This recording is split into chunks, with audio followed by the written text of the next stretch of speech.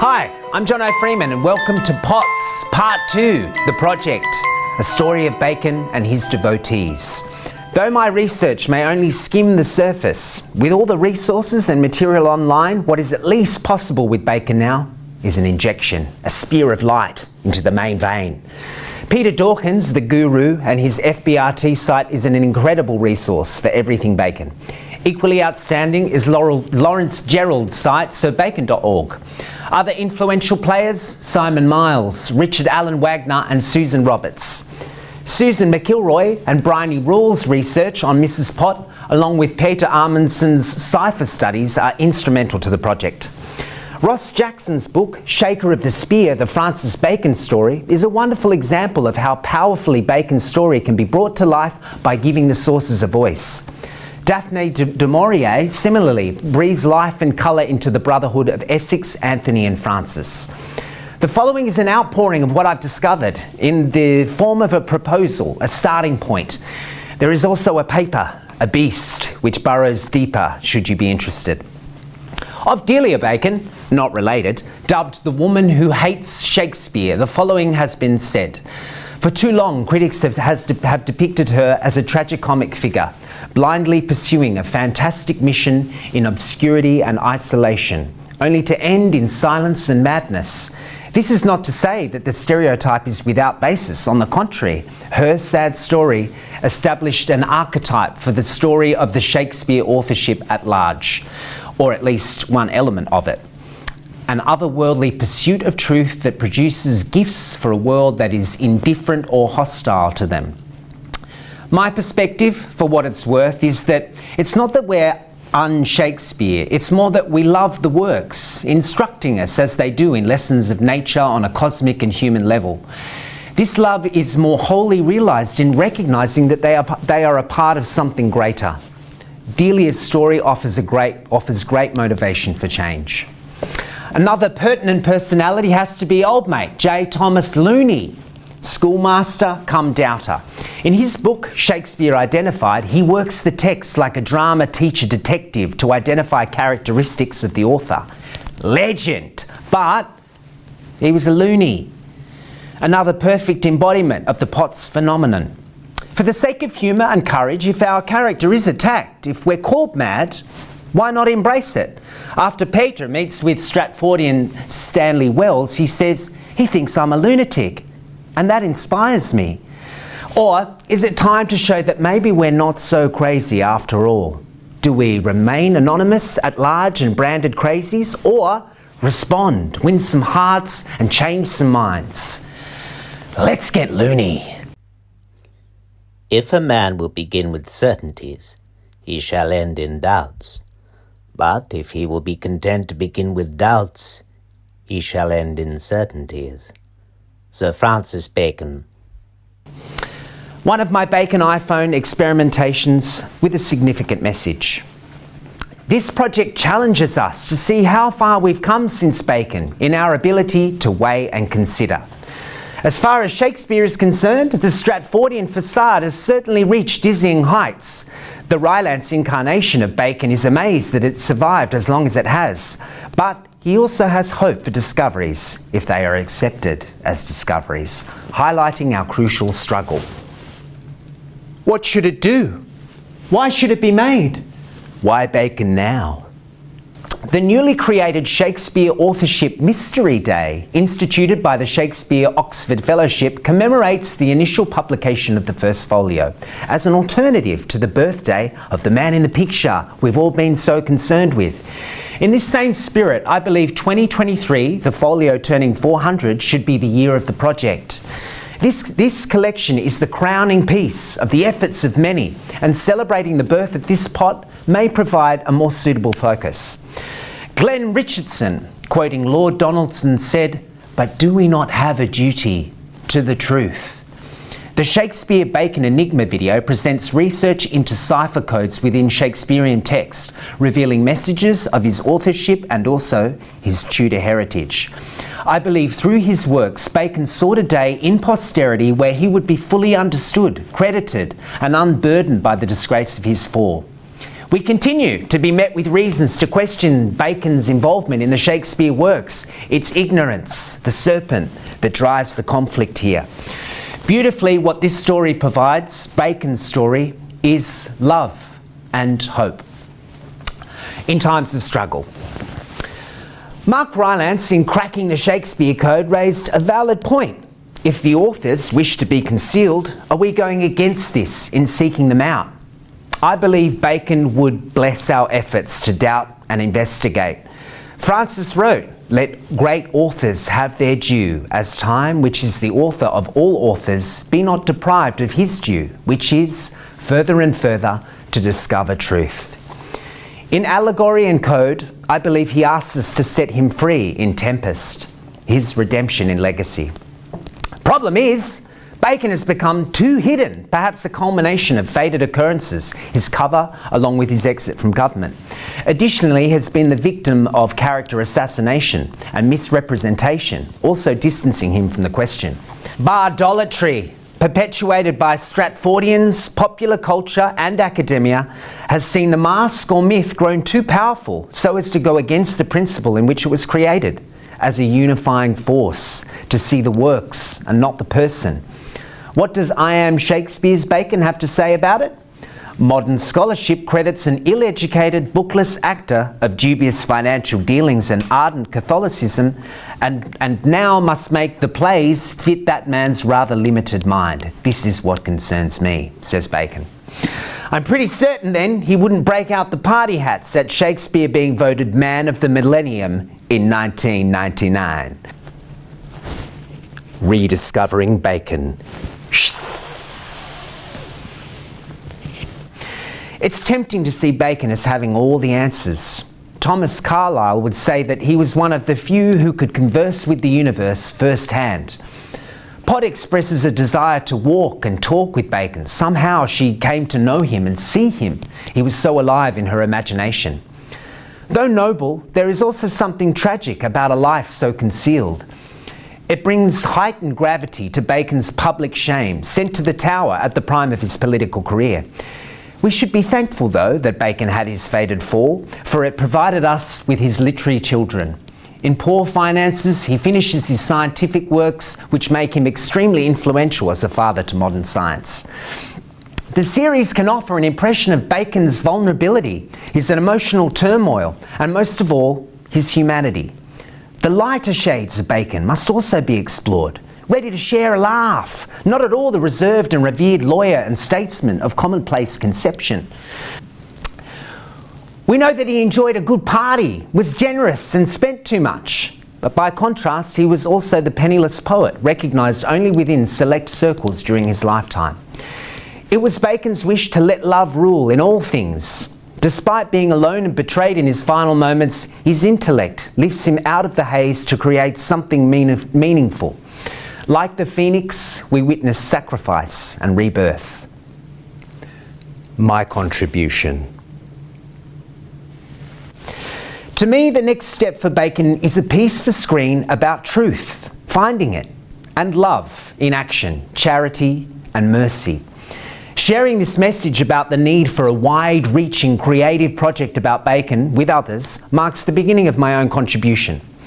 Francis was a collaborator, believing it was best if men worked together in order to be more productive. So this video is also a call to arms, as the project will need collaborator knights and patrons to shake the spear. Artistic vision. The Virginia Woolf biopic, The Hours, and its beautifully shot, concurrently linked narratives is a good frame of reference for our project. RC expert Thomas Churton says that Bacon lived dangerously and that he would have left clues. Potts' treatment of cipher and code should adopt the creed, "By the mind I shall be seen," as a challenge to find, read and highlight these clues. Sequences from films such as The Da Vinci Code and A Beautiful Mind demonstrate the allure of codes, symbols and art, which may feature within a narrative and be brought to life visually in compelling, arresting and imaginative ways. As well as the imagery of emblems, signatures and devices, the piece should also contain a motif of notes and note-taking. Notes are both a form of pot and part of the legacy of authors. Consider Bacon and his promus, Latin for storehouse or depot. When Potts' research moves out of the margin, her labours generate 130 boxes of foolscap paper. Time. Time's glory is to calm contending kings, to unmask falsehood and bring truth to light. The Rape of Lucrece. Crossing between three periods or layers of time, three generations of Baconian thought are explored. The layers are accompanied by three voices, narrating and making discoveries. They are intertwined. A thread can be picked up by another. Each devotee is in the consciousness of the other. This creates tension, highlighting deep emotional connections between them and their respective struggles. Bacon's story finds its source in the lives of the sisters, working alone, in meetings, lectures, online, casual conversations, or in the thick of arguments.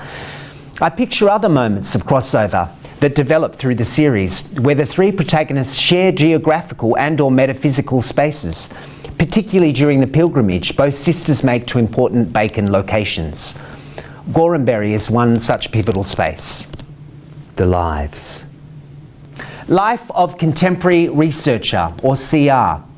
This character and narrative is a construction, an embodiment of modern research, coming from a Shakespearean point of view. She works or teaches at a university, and her conflict lies with a mentor representing orthodox academia, who admonishes her for sharing her opinions with students. An actor friend introduces her to the authorship question, showing her a video on the Drershout engraving, which makes a puzzle of the most iconic portrait of Shakespeare. She finds Bacon shortly afterwards through a short pot paperback. She is also an avid cryptologist, which she utilises during her work on the folio. She gives voice to the minds of the future that Pot worked so hard for. She must show the advances, the fight further on, alongside of the same attitudes and struggles Baconians continue to be met with. Life of Pot. "What is truth?" said jesting Pilate, and did not stay for an answer. "That was delicious." A 9-year-old Constance Ferren reads Bacon's essay on truth and is a Baconian thereafter. She has a special affinity with Bacon, coming from a different vantage point to CR. Mrs. Henry Pot was likely one of the closest to knowing Bacon through her unrivaled dedication to his promus. Unaided, she translates and transcribes all entries, publishing in 1883. This task, undertaken without technology, is astounding.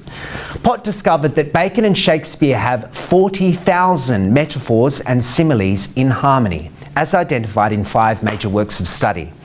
The line from Merchant of Venice, "All is not gold that glisters," is one also found in the promus, and it's such a glistering find. Life of Bacon. "For my name and memory, I leave it to men's charitable speeches and to foreign nations and the next stages. The main subject of the piece should be the great and many-sided Bacon." Dawkins reveals that Bacon's mind was so active and his capacity for work was so enormous, he would have a secretary sit by his bed while he slept so that he could dictate his dreams as soon as he woke.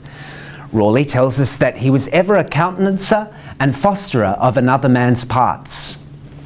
Edwin A. Abbott wrote, "His style varied almost as much as his handwriting.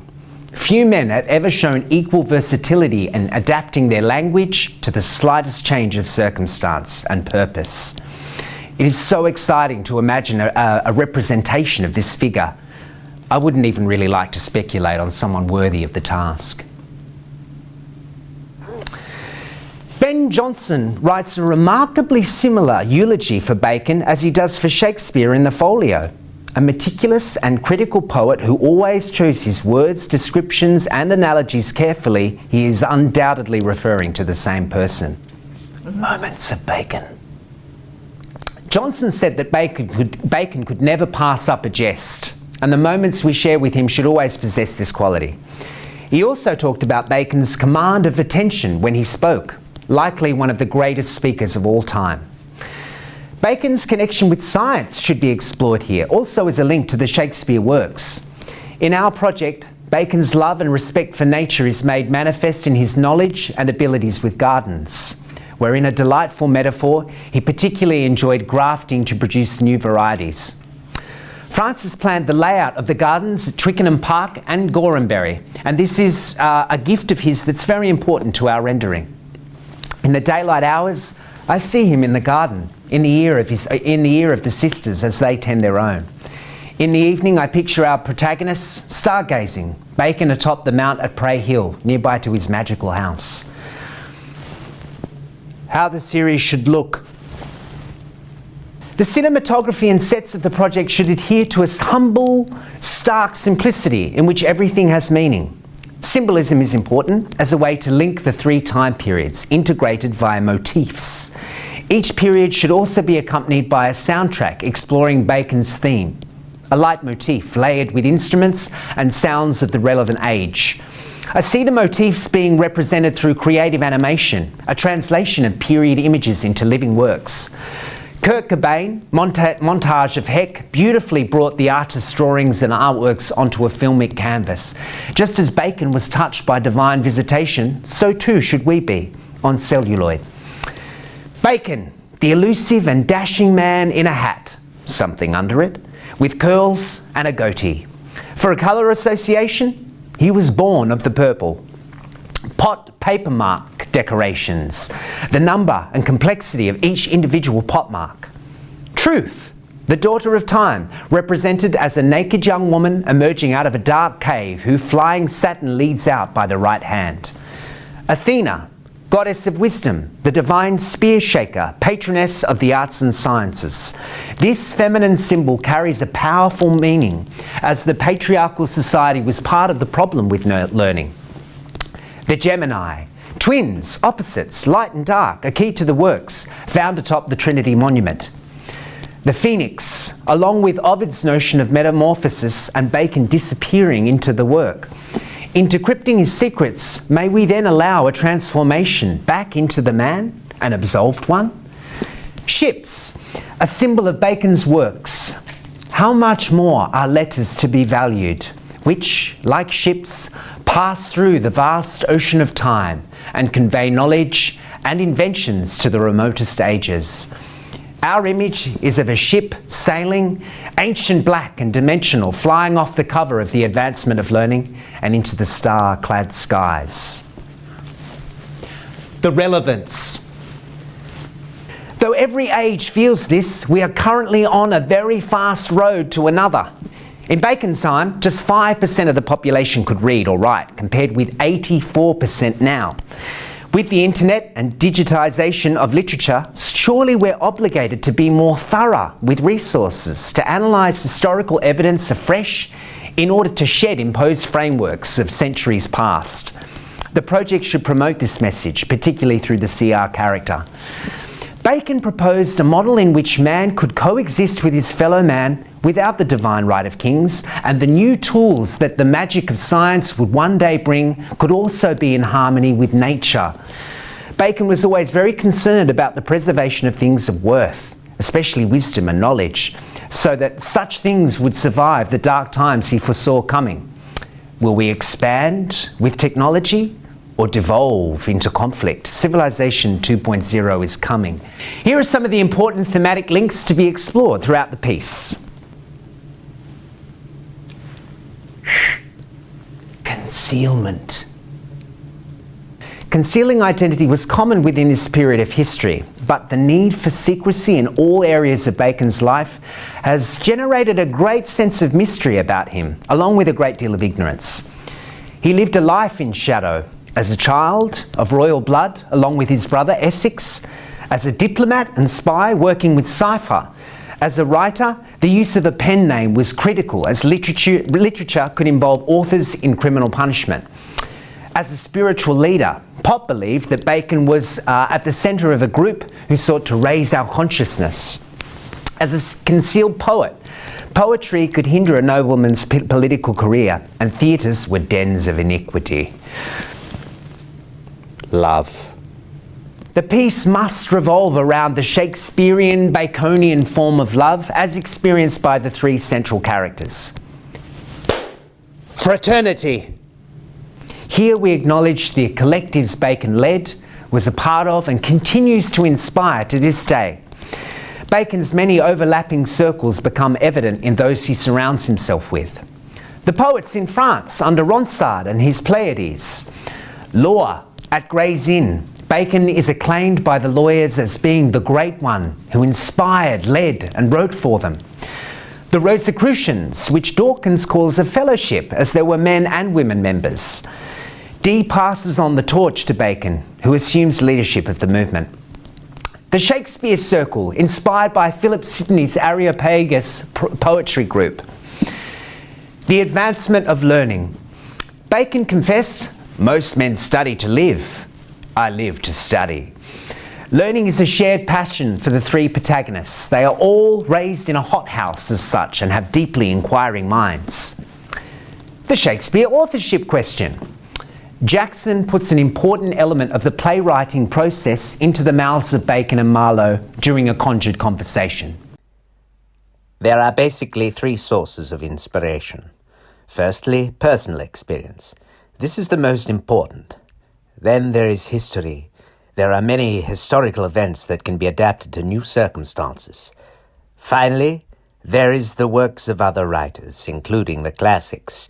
Even a piece of work that was not particularly well done can often have a good idea that can be modified, improved upon, expanded, and put into a new context. So if you come across anything interesting in your travels to Germany, by all means, bring it back to us. Sir Francis Bacon. The notion that the work simply arrived at Shakespeare's quill is all the more fanciful when we consider Bacon, his work, and his processes. I keep asking myself, how did Bacon and Shakespeare not meet, mention, or refer to each other when these two geniuses with so much in common were sharing the city a size of Swindon for 30 years? Bacon's advancement of learning describes theatre, when used in the correct way, as the perfect instrument for educational purposes. Shakespeare being the perfect example, but curiously, Bacon is silent on that one. Plays. Plays. We have here the opportunity to track representations of the text meaningfully across three respective ages. As You Like It, just as with All's Well, is an example of a work that may highlight collaboration in connection with a candidate. We can explore the Marlowe mystery as the dead shepherd, another member of the circle most worthy of attention. Unlike Shax, he's a real working-class genius writer with a rich and traceable life experience. Examples: The Merchant of Venice. Finally, we find an explanation for the love shared between Antonio and Bassanio. Fun fact, Anthony and derivatives of is the most often used male name in the plays. Merchant is a portrayal of our brothers as Democritus and Heraclitus. Bacon always looking at life through a lens of jest, Anthony of earnestness. Miles shows how Shylock embodies the underlying anxiety in the play about being eaten as a matter of consumption, pertinent for Bacon, and also very present in Timon. The Tempest. The autobiographical feel of Tempest is something widely acknowledged. Given pride of place in the folio, Prospero's epilogue feels very deliberately added and placed here in order to tell us something. We believe it is Bacon saying, "I'm leaving you with all I have to offer, the works." It's about being pardoned and set free, dissolving. The first letter and concluding word of the Tempest contain Bacon's signature. One final iPhone creation then.